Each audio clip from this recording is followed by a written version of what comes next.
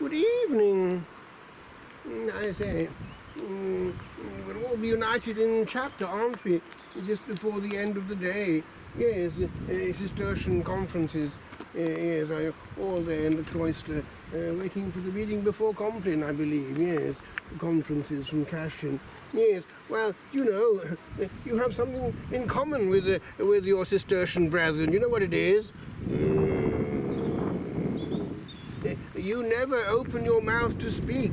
You just listen and you have your ears wide open. Isn't that a great asset?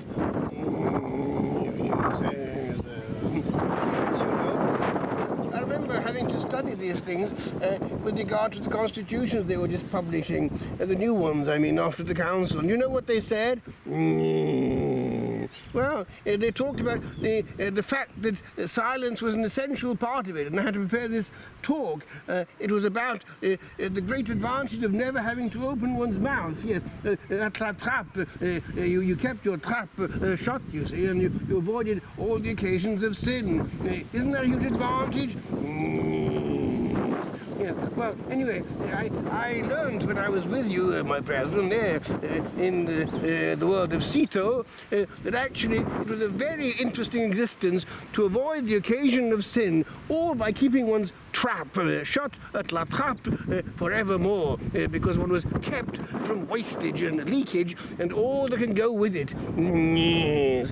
So, anyway, I share this gem with you. Are you listening? We're always listening.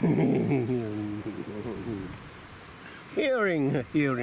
The first word then would have said of St. Benedict, our school Fili. That's what you're doing right now, isn't it? Listening. Okay, now, a word is heard when all alone we wait upon a sound. When we are found at one with one alone, and truth all known, all handled, fondled, only is unbound, beheld and held a little, ere it go into the sound of all.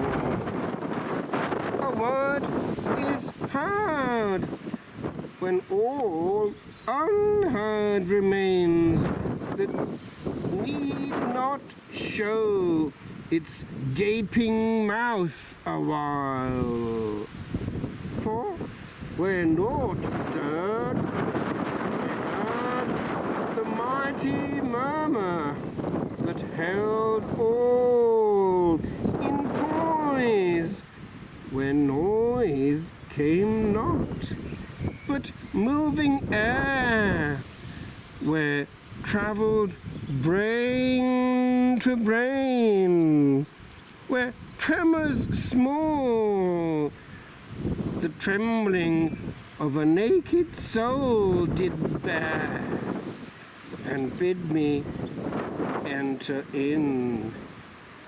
For I did see upon a soul that travelled, one like me.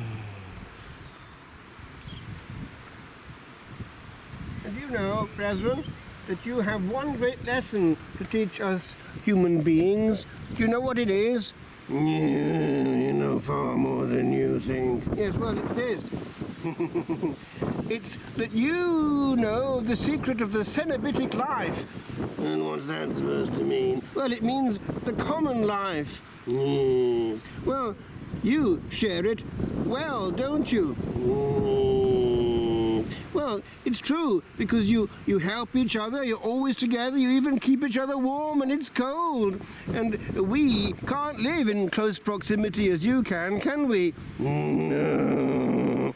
So I would advise all human beings, all and sundry, especially sundry, to take a lesson from our Cistercian brethren of the four-footed congregation.